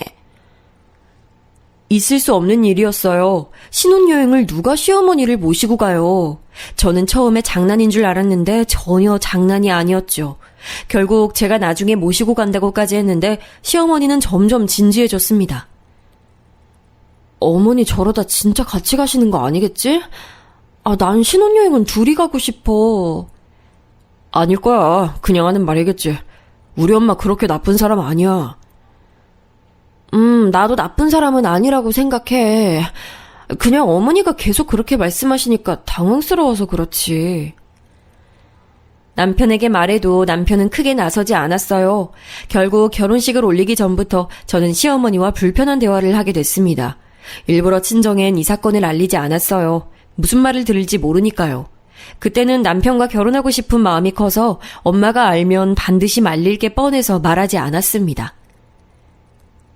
지영아, 내가 계좌로 돈 보내줄 테니까 한 명만 더 추가해. 나 너무 신난다. 내가 유럽을 가다니. 주변에 말했더니 부럽다고 하더라. 어머니, 저번엔 장난이신 줄 알았는데 신혼여행은 준영이랑 둘이 갈게요. 다른 여행도 아니고 신혼여행이라. 한 명 추가해서 가는 게 뭐가 그렇게 힘들다고 그래. 준영인 괜찮다고 하던데. 지영이 너가 싫은 걸로 할게. 알겠다. 이건 또 무슨 소린가 싶었습니다. 남편은 옆에서 입을 꾹 다물고 있었고 제가 나중에 집에 가면 물어봤더니 자기 엄마한테 따라오지 말라고 말이 도저히 나오지 않았다고 하더라고요. 결국 결론을 말하자면 시어머니와 같이 가진 않았습니다. 하지만 이 계기로 처음부터 시어머니와 삐걱대기 시작했어요. 신혼여행 갔을 때도 남편에게 어찌나 전화를 많이 하던지 모르겠어요. 벨소리가 들리는 게 나중엔 스트레스였죠. 여보, 일단 우리 여기 관광하러 왔으니까 이따 전화한다고 해. 내가 해외여행이 처음이라 걱정되시나 봐. 한국이랑 시차도 다르니까. 그건 알겠는데 일단 우리가 즐겨야지. 사진 많이 찍었으니까 나중에 돌아가서 보여드리면서 얘기 꺼내자. 엄마가 혼자 계시니까 외로운가 봐. 원래 자식들 결혼하면 외로움 느끼는 부모가 많대. 우리 엄마는 특히 아빠도 안 계시니까. 시어머니는 결혼식이 끝나고 우리가 공항으로 가는 길 비행기를 타기 전 타고 내린 후 호텔 도착 및 관광지 등 전화를 시도 때도 없이 하셨어요. 이럴 거면 그냥 같이 올 걸 그랬나 생각이 들 정도였죠. 하도 연락이 와서 같이 여행하는 기분이 들었습니다. 남편에게 얘기해도 남편은 혼자 남은 시어머니가 안쓰럽다고 매몰차게 끊지 못했어요. 한국이었으면 저도 당연히 뭐라고 했을 텐데 거기는 유럽이고 또 기분 좋게 처음으로 같이 여행하는데 굳이 뭐라 하고 싶지 않았습니다. 그래서 머리에 참을 인을 몇 번을 새겼는지 몰라요. 불편한 여행을 끝내고 한국으로 오면서 면세점에서 주위 사람들에게 돌릴 선물을 골랐습니다.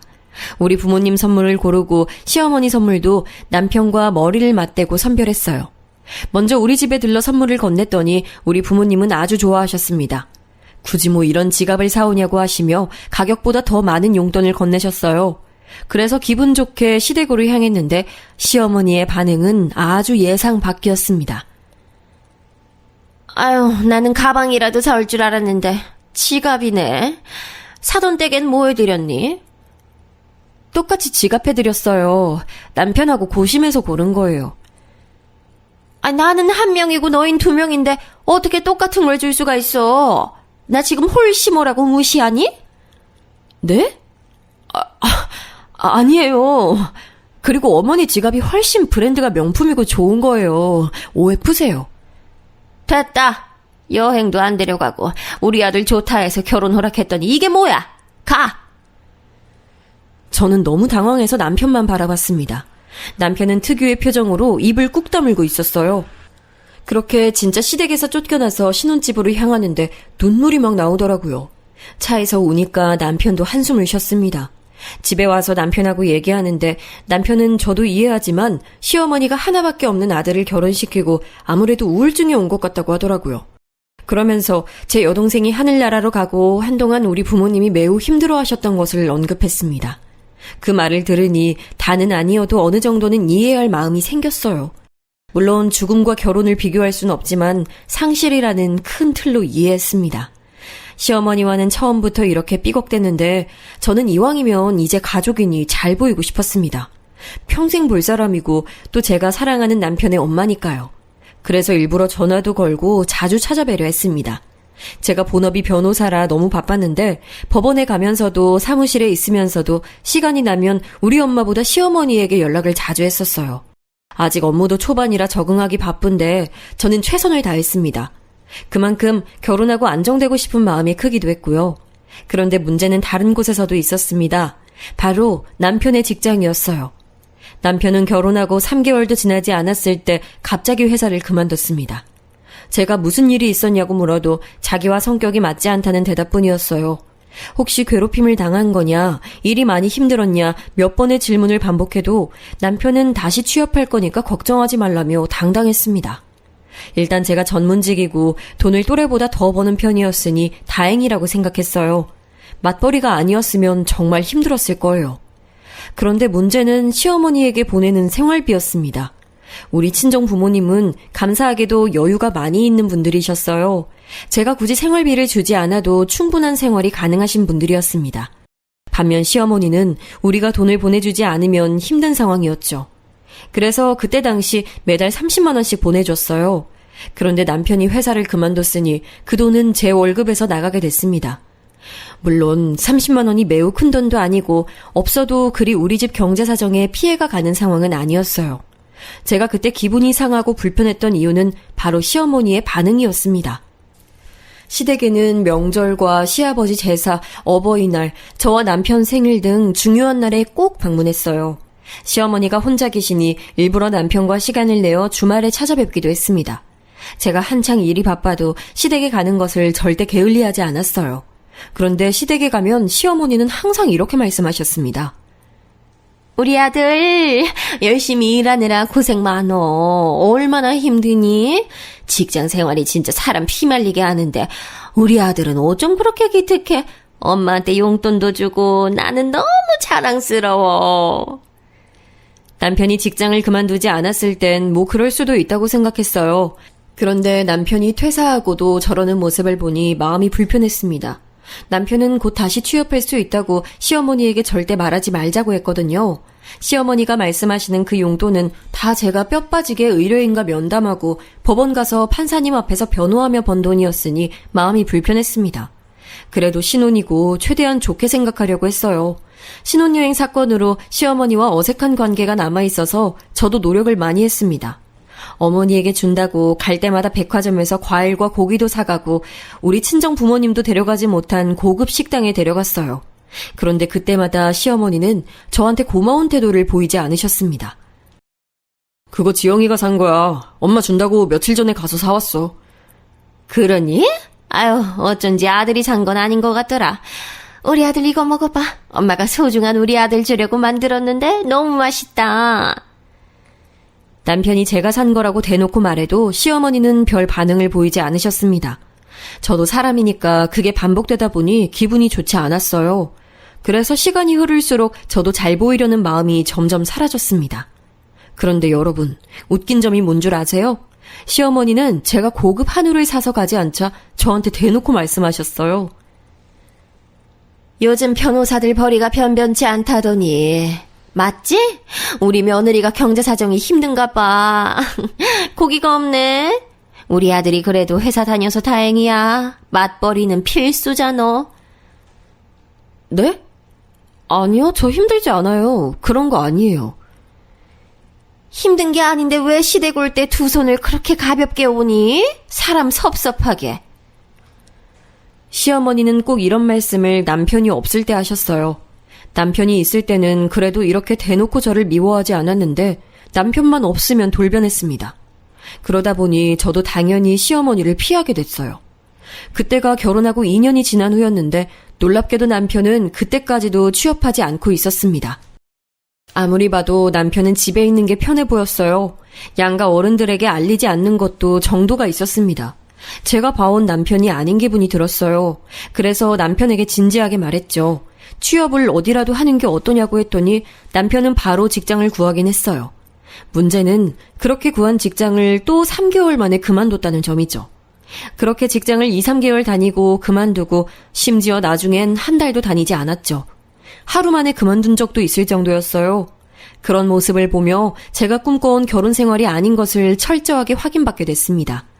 그래도 저는 이혼은 고려하고 싶지 않았어요. 결국 저는 많은 고민 끝에 최후의 선택을 하게 됐습니다. 바로 친정아버지에게 부탁하는 거였어요.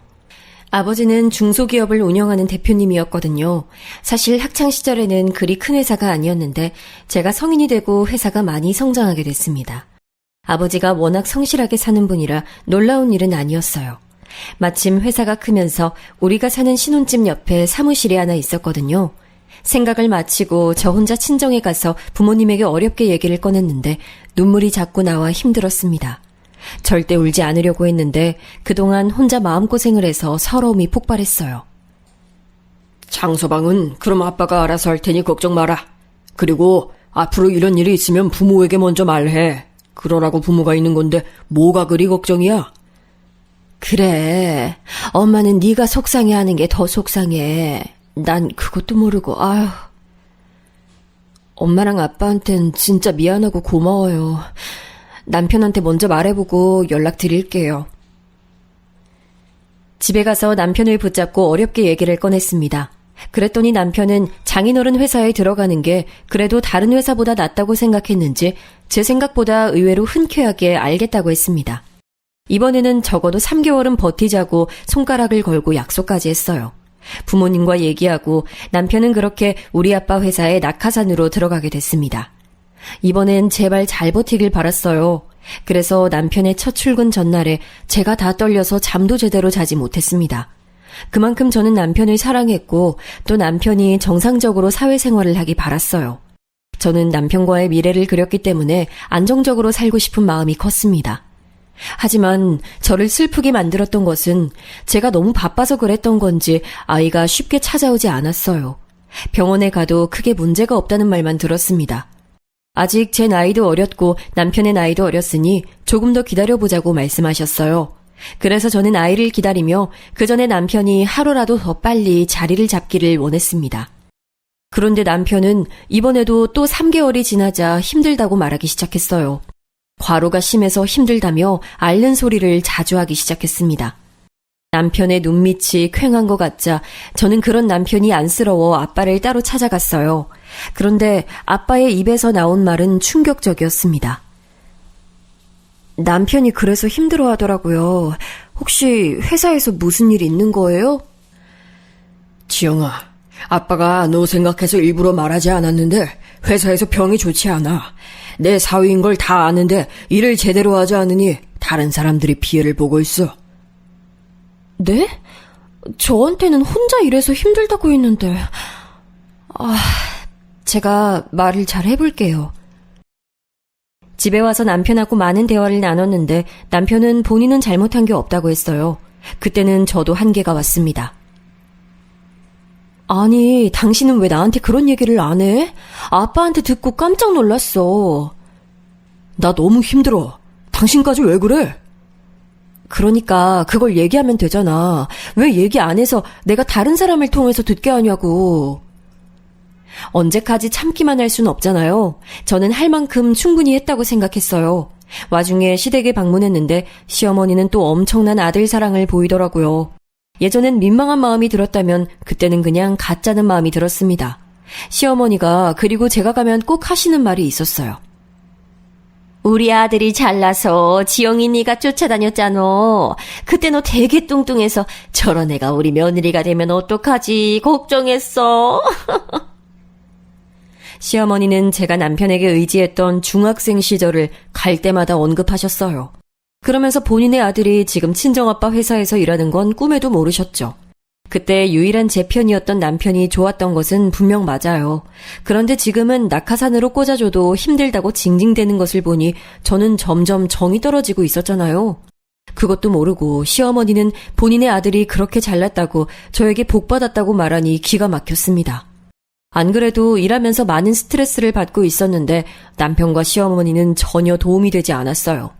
이런 제 모습을 보고 친정엄마는 진지하게 이혼에 관해 말씀하셨습니다. 아이가 없을 때 빨리 갈라서는 것도 좋다며 저를 설득하기 시작하셨어요. 저는 절대 제 인생에 이혼은 없다고 생각했는데 점점 저도 모르게 그런 생각이 들기 시작했습니다. 남편은 제가 반대하니 회사를 그래도 그만두진 않았어요. 그냥 집에 와서 힘들다는 말을 되풀이할 뿐이었죠. 제 직업이 변호사라 이혼 소송을 수없이 많이 봤는데 저 당사자가 제가 된다고 생각하니 속이 갑갑했습니다. 이혼이라는 게 쉽게 결정할 순 없잖아요.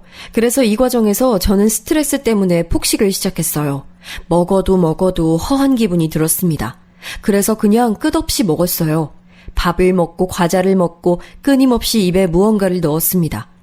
그래도 나은 점이 있다면 남편과 대화하며 관계를 좋게 진전시키고 있었는데 사건이 하나 터졌습니다. 그날은 추석이라 시댁에 방문했어요.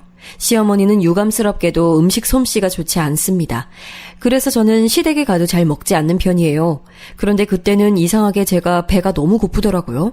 그래서 시댁에서 처음으로 밥을 2공기를 먹었습니다. 맛이 있어서 먹었다기보다는 진짜 말 그대로 배가 고팠어요. 제 눈앞에 만약 식빵밖에 없었으면 식빵으로 배를 채웠을 거예요. 그런데 그렇게 먹고 있으니 시어머니가 글쎄 갑자기 식탁에 있던 갈비찜을 가져갔어요. 그러면서 생선구이와 맛있는 음식을 다 싱크대로 가져갔어요. 제 눈앞에는 오로지 김치 하나만 놓여 있었습니다.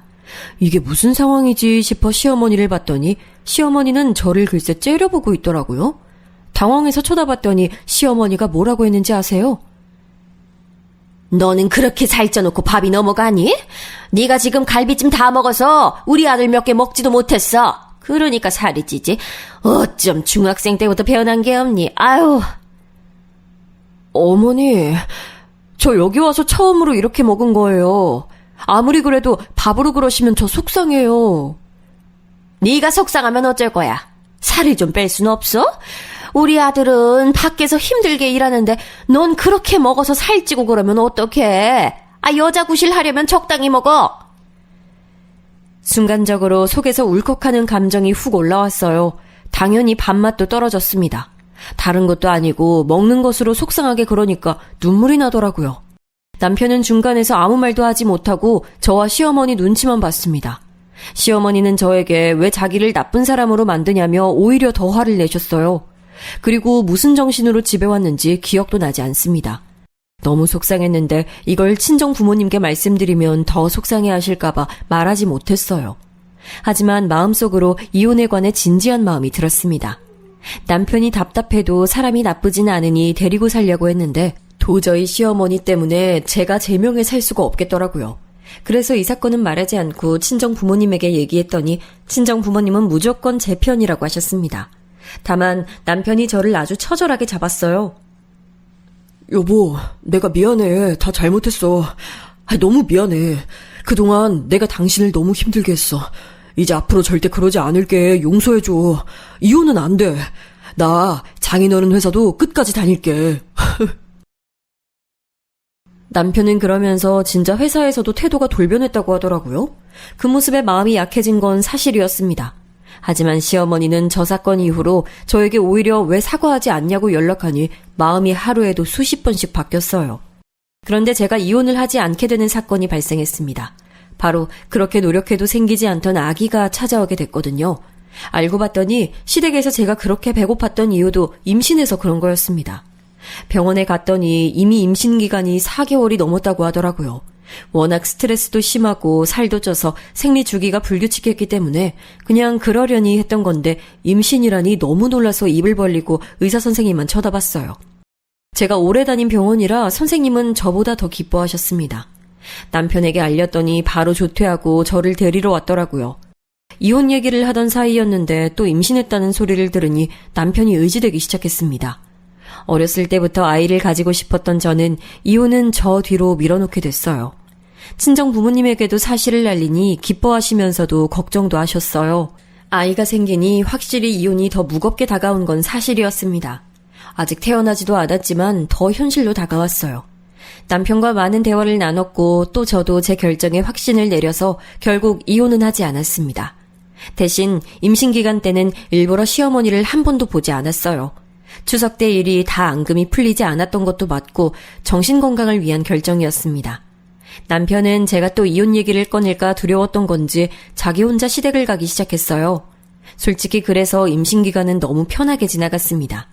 부모님도 하나밖에 남지 않은 딸이 임신했다고 하니 정성껏 돌봐주셨어요. 남편도 아이가 생기니 책임감이 생겼는지 아버지 회사를 아무 말 없이 다녔습니다. 오히려 열심히 일해서 친정아빠가 저에게 칭찬도 하셨어요. 임신까진 힘들었는데 다행히 태교는 아주 쉬웠습니다. 입덧이 심하지도 않았어요. 회사에서도 휴직 제도가 잘 돼 있어서 다행이었죠. 아이는 아주 건강하게 태어났습니다. 남아였는데 눈에 넣어도 아프지 않을 것 같다는 기분이 들었어요. 너무 예뻐서 종일 쳐다봐도 좋았습니다. 조리원에 갔다가 친정에서 한 달간 조리를 했어요. 원래는 남편과 사는 우리 집에서 하려고 했는데 친정엄마가 본인이 해주고 싶다고 하셔서 고향으로 가게 됐습니다. 고향에 가면서 남편이 제 눈치를 보는 게 느껴졌어요. 임신을 확인하고 그 뒤로 시어머니의 연락을 전혀 받지 않았고 제가 먼저 하지도 않았거든요. 그래서 시댁도 남편이 혼자 갔고 연락도 혼자 주고받았는데 남편은 이제 시어머니와 제가 사이가 풀리길 기대하는 눈치였습니다. 시간이 흐르기도 했고 또 저도 아이를 낳았잖아요. 낳아보니 시어머니의 마음이 조금은 이해가 가더라고요. 그래서 인간 대 인간으로 용서하자는 마음이 들었습니다.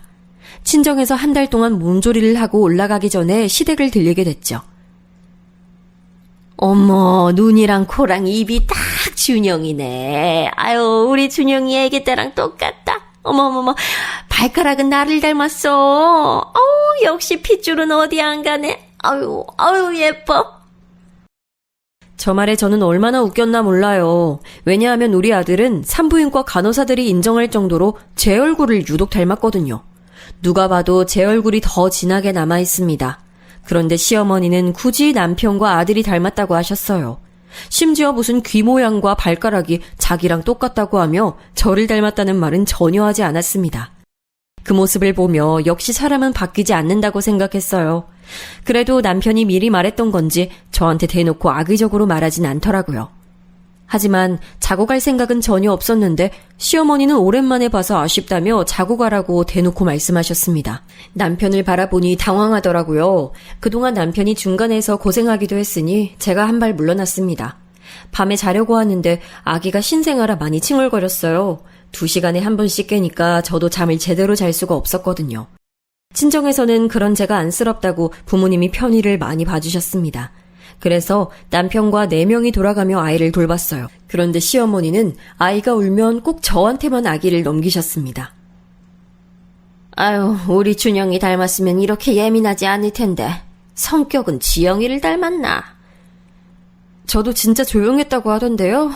아기가 우는 건 당연한 거죠. 장난을 진지하게 받아들이면 어떡해. 아유, 오랜만에 만났는데 아유, 아기 달래렴. 난 좀 자야겠다. 고작 하루만 있었는데 시어머니와 있으니 다시 편두통이 오는 느낌이 들었습니다. 그래서 다음날 도망치듯 서울로 올라왔어요. 그리고 저는 아이를 키우느라 바빴습니다. 육아휴직을 하고 있어서 회사는 걱정이 없었어요. 남편도 아빠 회사를 무난하게 다니고 있었고요. 아이가 생기고 완전히 제가 꿈꾸던 가정의 형태가 만들어졌어요. 그래서 시어머니한테는 딱 명절과 제사 그리고 생일 때만 찾아가며 지냈습니다. 그렇게 몇 년이 지났어요. 아이를 키우면서 아이에게 집중하다 보니 사실 그동안은 시어머니가 저를 힘들게 해도 신경이 쓰이지 않았답니다. 물론 중간에 남편과 손주에 대한 집착에 힘들기도 했어요. 그래도 최대한 좋게 생각하려 했죠. 문제는 아이가 8살 때 발생했어요. 그때는 저도 다시 복직해서 열심히 일하고 있었습니다. 설날이 다가오고 있던 시점이었어요. 갑자기 아빠에게 전화가 와서 받았더니 아빠가 진지하게 말씀하셨습니다. 바로 남편이 사직서를 냈다는 충격적인 말이었어요. 저한텐 아무 언질도 없었거든요. 이렇게 저한테 아무 언질 없이 사직서를 냈다는 말을 들으니 배신감이 들었죠. 나 예전부터 카페를 열고 싶었어. 그동안 우리 모은 돈으로 카페 열면 안 될까? 당신이 능력 있으니까 우리 집 경제는 문제 없잖아. 그런 중요한 문제를 사직서를 내고 나한테 말하면 어떡해. 그리고 무슨 갑자기 카페야? 예전부터 내가 커피 좋아했잖아. 뜬금없다고 생각할 수 있는데 그동안 너무 앞만 보고 달려왔더니 쉬고 싶어. 내가 이런 말까진 안 하려고 했는데 당신 우리 아빠 회사에서 편하게 일했잖아. 거기 그만두면 더 좋은 환경일 수가 없어. 자영업이 장난이니? 겉으로만 좋아 보이는 거야. 남편과 결혼하고 처음으로 둘이 의견이 대립하게 됐어요. 물론 중간에 종종 다툼이 있었어도 이렇게 남편이 고집을 부린 건 처음이었죠. 신혼 때 하도 정착하지 못해서 제가 아빠한테 거의 빌어서 취직하게 해줬더니 8년 만에 저러는 것도 제 마음에 들지 않았어요. 이 문제로 저는 남편과 아주 많은 대화를 했습니다. 저한테 아이와 가정의 의미가 컸기 때문에 저는 최대한 가정을 지키고 싶었어요. 사실 남편이 벌어온 돈은 아파트 대출을 갚기에도 부족한 돈이었거든요. 그리고 시어머니에게 들어가는 돈도 너무 많았습니다. 병원비부터 시작해서 용돈과 친구들과 놀러가는 여행비까지 줬거든요. 그래도 그건 남편이 벌어오는 자기 월급이니 딱히 신경 쓰지 않았었는데 갑자기 퇴사한다고 하니 기가 막혔죠. 하지만 부부싸움은 칼로 물베기라고 하죠. 결국 남편은 퇴사했고 진짜 카페를 열게 됐습니다. 아주 슬프게도 카페는 잘 되지 않았어요. 남편은 원래 성격 자체가 남들에게 살가운 성격도 아니고 장사를 처음 하는 거였으니까요.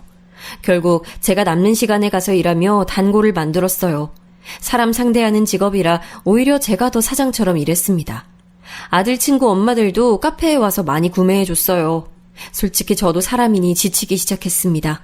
제가 그렇게 도와주면 고맙다고 하기라도 하던가 남편은 장사가 생각보다 잘 안 된다고 침울했거든요. 자기야, 나 아무래도 카페 접을까봐. 당신 말대로 자영업이 쉬운 게 아닌데 내가 잘못 생각했나봐. 지금 그게 무슨 소리야. 당신 카페 운영한 거 겨우 5개월이야. 근데 뭐? 그것도 내가 더 일하는데 진짜 왜 그래. 책임감을 가져. 그리고 가게 연다고 우리 빚 지금 몇 억이나 있어. 알잖아. 그것도 다 내 월급으로 나가고 있어. 나 힘든데 왜 당신까지 날 힘들게 해. 우리 부부잖아. 서로 의지하며 살아야지. 남편은 또 카페를 그만두겠다고 선언했어요. 그 순간 머릿속에서 퓨즈가 끊기는 기분이 들었습니다. 이런 사람과는 평생을 함께할 수 없을 것 같았어요. 이렇게 남편에 대한 신뢰도 떨어지고 부부관계는 아주 나빠졌는데 여기서 시어머니가 기름을 퍼부었습니다. 시어머니 생신이라 남편과 아들과 같이 고향에 내려갔어요. 그런데 시어머니가 갑자기 폭탄 발언을 하셨어요. 용돈이 너무 적어서 내가 힘들어. 내가 우리 준영이 이렇게 멋지게 키웠는데 그래도 월에 100은 받아야지. 100이요? 어머니, 그건 현실적으로 힘들어요. 저희도 지금 그렇게 경제 사정이 좋진 않아서요. 여유가 되면 당연히 드리죠. 뭐? 용돈 안 주면 우리 아들하고 이혼시킨다. 너 우리 아들 좋아해서 따라다니던 거 다 잊었니? 이렇게 사람이 화장실 갈 때랑 나올 때가 다르다니까. 그거 20년도 더 된 얘기잖아요. 그리고 지금 진짜로 저희 힘들어요. 남편이 카페 한다고 빚을 만들어서 그거 갚는 것도 허리가 휠 것 같아요. 아유, 너 자꾸 그렇게 내 앞에서 돈 얘기할 거야? 그리고 그러면 네 아빠가 우리 아들한테 월급을 많이 줬으면 됐잖아. 충분히 많이 줬어요. 그런데 그거 다 어머니한테 드렸잖아요. 그동안 그렇게 받아놓고 또 100씩 달라고 하면 어떡해요? 우리 아들이 좋다고 쫓아다닌 건 너야. 뚱뚱하고 못생긴 너 받아주는 사람이 우리 아들인데 이렇게 나올 거야? 아, 됐어. 내가 이혼할 거야. 못 참겠다. 이 아들 팔아먹는 년아. 나도 네 아들 데리고 못 살아. 뭐? 너 말 다 했어? 이 뚱뚱하고 못생긴 애 며느리라고 받아줬더니 아주 은혜를 모르네? 결국 이 대화는 시어머니와 저의 싸움으로 번졌습니다. 싸우면서 저는 깨달았어요. 이 집안과는 더 상종하면 안 된다는 느낌이 들었습니다. 그래서 서울로 와서 바로 이혼 서류를 작성했죠. 제 직업이 정말 도움이 되는 시점이었습니다. 남편은 또 무릎을 꿇고 빌더라고요. 하지만 절대 동요하지 않았습니다. 제가 이혼 얘기를 꺼내니 친정 부모님이 더 좋아하셨어요. 남편이 착한 건 맞아도 무능력하고 우유부단해서 제가 많이 힘들었잖아요. 그리고 그동안 시어머니와 있었던 일을 다 얘기하니 친정엄마는 매우 화가 나셨죠. 시어머니에게 전화해서 따지려는 것을 제가 겨우 말렸습니다. 본인 아들이 낸 빚도 제가 갚아주고 있었는데 용돈을 더 달라는 시어머니를 저는 감당할 자신이 없었어요. 그렇게 저는 이혼하게 됐는데 처음엔 무서웠습니다. 제가 지키고 싶던 가정이 깨졌잖아요. 그런데 지금은 너무 평온하고 행복해서 하루라도 더 빨리 할 걸 후회가 됩니다. 혹시 저처럼 사람을 고쳐서 살려고 하시는 분들이 계시면 사람 고쳐 쓰는 게 아니라는 것을 깨닫길 바라요. 저는 남편과 이혼하고 경제적으로도 정신적으로도 너무 행복하게 살고 있답니다. 여기까지가 제 사연인데 재밌게 들으셨는지 모르겠어요. 들어주셔서 감사합니다.